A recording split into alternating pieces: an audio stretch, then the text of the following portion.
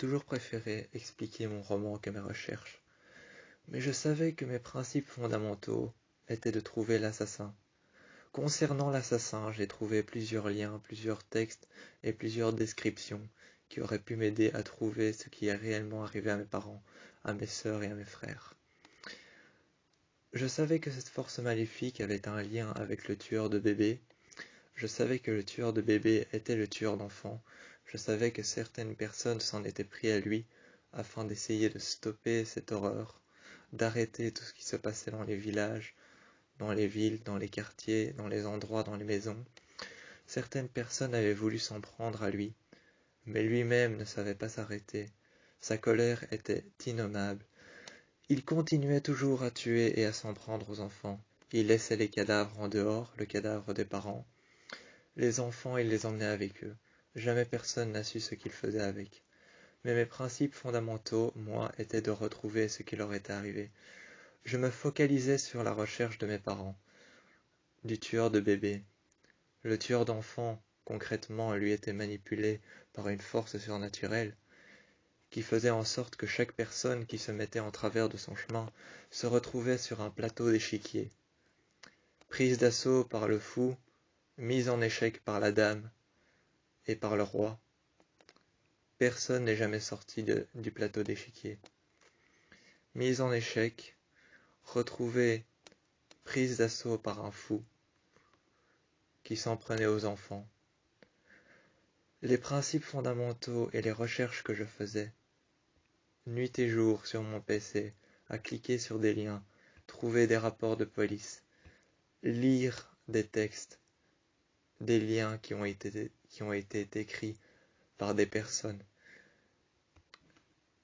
des personnes qui ont cherché et qui ont trouvé, des personnes qui ont donné leur avis, des personnes qui ont trouvé les choses, des personnes qui ont parlé de leurs témoignages, des témoignages ou des liens, des batteries faibles à en perdre conscience. Je cherchais sur mon PC encore et encore des batteries faibles à en perdre conscience, recharger mon PC, décharger mon PC, continuer comme ça pour pouvoir écrire l'un des best-sellers qui parlerait de ma famille qui est morte tuée par un serial killer que je pensais être simplement une personne qui pourrait croupir en prison lorsque je l'aurais arrêté, mais cette personne n'était pas nécessairement une personne.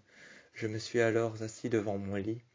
Lorsque j'étais assis, les jambes croisées, mon PC sur les jambes, j'ai continué à chercher, cliquant sur des liens, cliquant sur d'autres livres qui parlaient des mêmes choses, des tueurs en série, parlant d'autres choses, des tueurs qui avaient d'autres principes, des tueurs qui s'avéraient faire la même chose que lui. Le tueur de bébés et le tueur d'enfants étaient toujours d'activité. Je savais comment l'arrêter, mais le principe fondamental de mes recherches était plus principalement de parler de mon livre, lorsque je vous ai parlé de mon livre et de la crypte que j'ai trouvée. Ces statues que j'ai trouvées dans lesquelles se trouvaient les victimes que j'avais trouvées à l'intérieur, enfermées, qui se précipitaient de me dire de les enfermer à nouveau dans un endroit dans lequel elles pourraient être en sécurité. Même enfermées, elles se fichaient d'être seules, elles voulaient être en sécurité. Enfermées loin de ce serial killer, ce fou qui enfermait des enfants dans des prisons de pierre. Mon principe fondamental était de trouver ce tueur en série. Mon principe fondamental et mes principes fondamentaux étaient d'arrêter cette cacophonie, tout ce qui se passait au travers de ces murs, à l'intérieur de cette maison dans laquelle je croyais pouvoir écrire mon roman. Cette maison qui allait pouvoir m'aider d'aller de l'avant. Cette maison qui allait pouvoir faire en sorte que j'aille plus loin dans mes recherches. Cette maison qui pourrait m'aider dans mes principes. Cette maison qui pourrait m'aider à faire face au passé. Cette maison qui pourrait m'aider à aller de l'avant. J'y avais trouvé une crypte remplie de statues. Des statues dans toutes les positions possibles. Les bras en l'air, les jambes par terre, allongées par terre, les bras sur le côté. J'avais trouvé plein de positions possibles, des positions de meurtre, des positions de PLS, des couteaux dans le ventre, des haches dans le dos. des lames et des cicatrisations mal faites.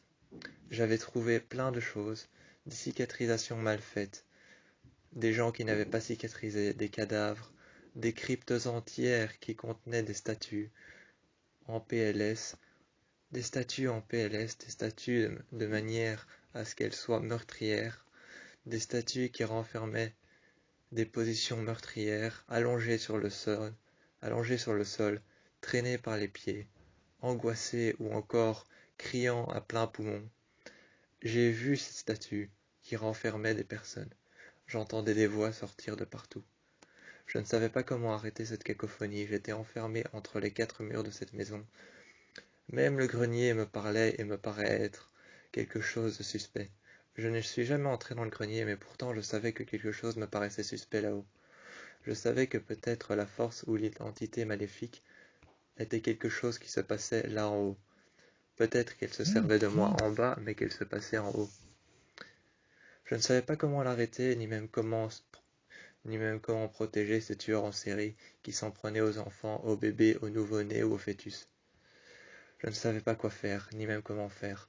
J'ai passé des heures, des mois, des jours et des années à cliquer sur des liens, à regarder des textes, à lire et à écouter des témoignages.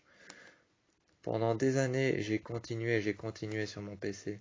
J'ai écrit des chapitres. J'ai terminé des versets. Je me suis protégé avec la Bible.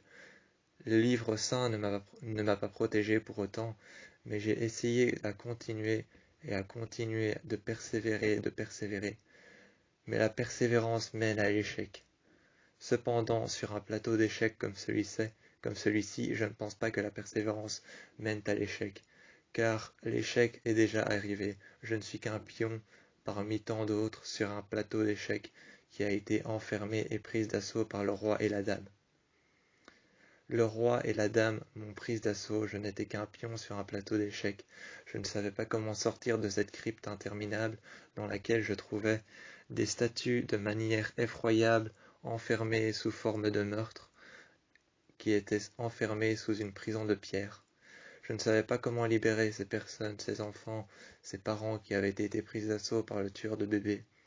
Je ne savais pas comment faire, ni même comment terminer ça.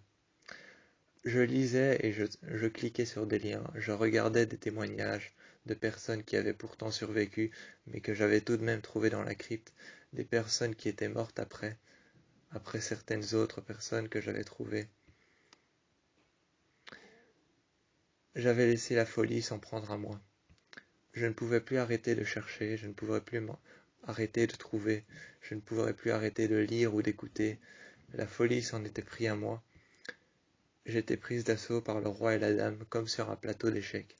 Le silencieux, comme était appelée cette force maléfique, un voile blanc et surnaturel qui lui parcourait la bouche, qui l'empêchait de parler et qui s'en prenait à moi, m'avait mis dans un silence ténébreux dans lequel je ne pouvais en sortir, un silence qui m'avait enfoui dans une folie dans laquelle je cherchais toujours des principes fondamentaux qui allaient peut-être m'aider à aller de l'avant. Mais ces principes fondamentaux m'avaient angoissé et emmené dans une folie meurtrière qui faisait en sorte que je pensais moi-même être le tueur de bébés.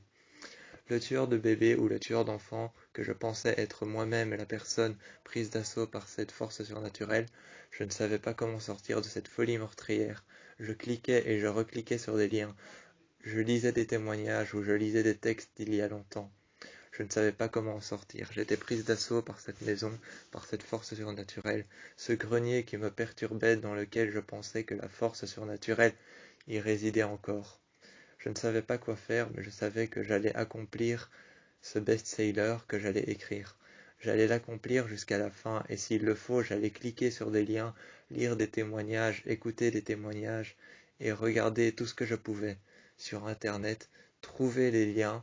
Je savais que la vérité ne se trouvait pas pour autant devant moi, mais je savais que j'allais mettre à jour ce qui s'est passé par rapport à ma famille. J'ai sombré dans la folie, mais j'avais pertinemment l'envie de mettre à jour ce qui s'est passé. Ce qui s'est passé n'était pas pour autant quelque chose dont j'en suis fier. J'en suis fier d'avoir trouvé et d'avoir persévéré, mais je ne suis pas pour autant fier d'avoir sombré dans la folie. J'ai sombré dans la folie, mais je ne suis pas pour autant fier d'avoir essayé de trouver ce qui est arrivé à mes parents. Parfois, mieux vaut laisser le passé se détruire lui-même. Mieux vaut laisser les personnes qui nous ont aimés avoir honte d'eux-mêmes que avoir honte des personnes qu'on a aimées.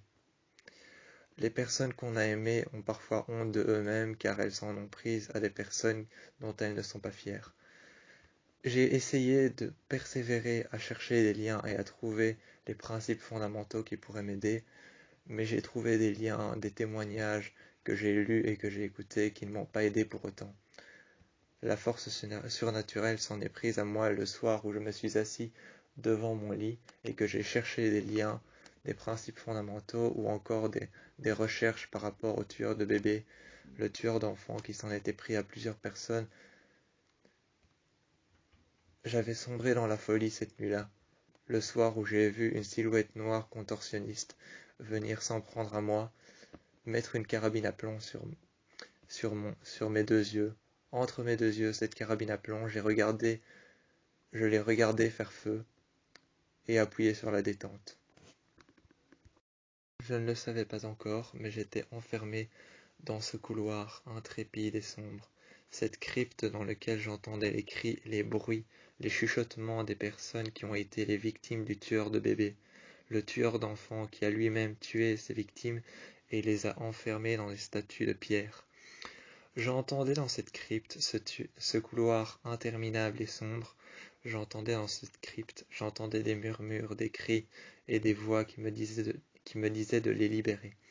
Je ne savais pas pour autant les libérer car moi-même j'avais été enfermé.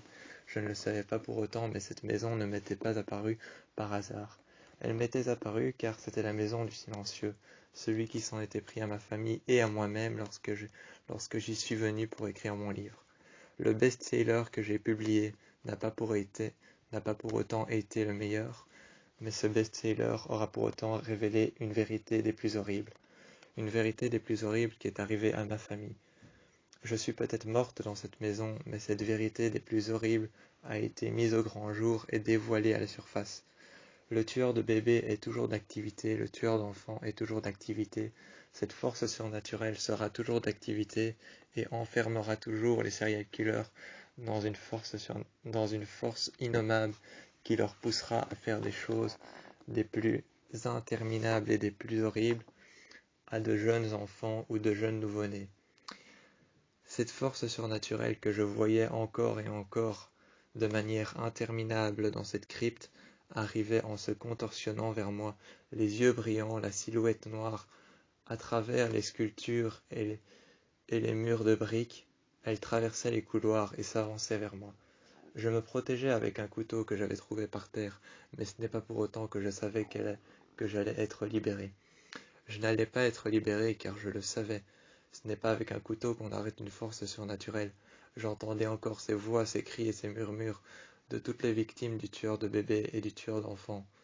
Je les entendais me dire de me libérer, leur crier de me dire de me libérer, d'arrêter d'écrire et de me laisser faire, car ce n'était plus la peine d'essayer de remettre la vérité à la surface. Tout était mis clair et dans l'ordre. Tout était mis dans l'ordre et bien clair. Je savais que j'allais mourir. Cette maison était là pour une bonne raison.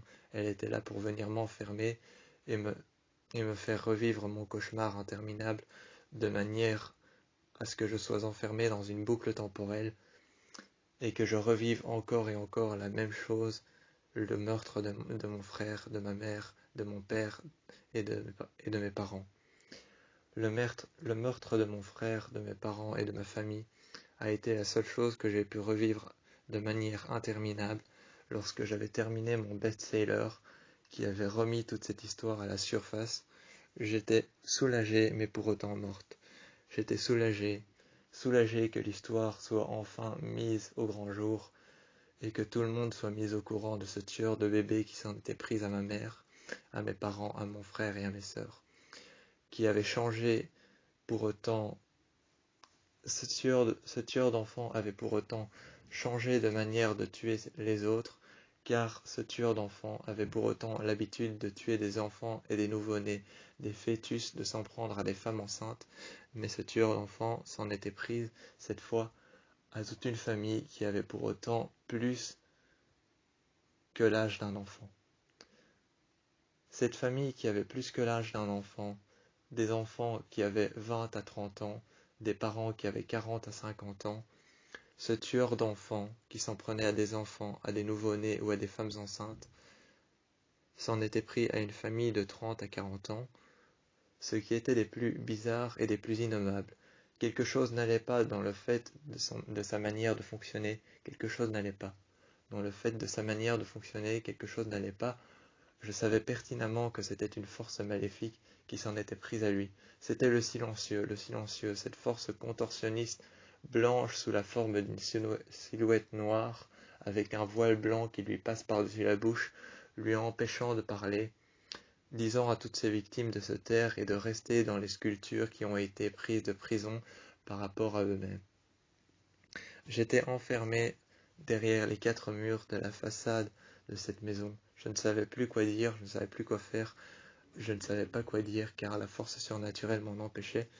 J'étais enfermé et je ne savais pas comment faire pour remettre et refaire en sorte que toute la vérité, ma vérité à moi cette fois-ci, revienne à la surface. Enfermé entre les 4 murs, ma vérité à moi était condamnée à rester à l'intérieur et à rester silencieuse. Le silencieux m'avait empêché de créer une vraie vérité et de la dévoiler au monde entier.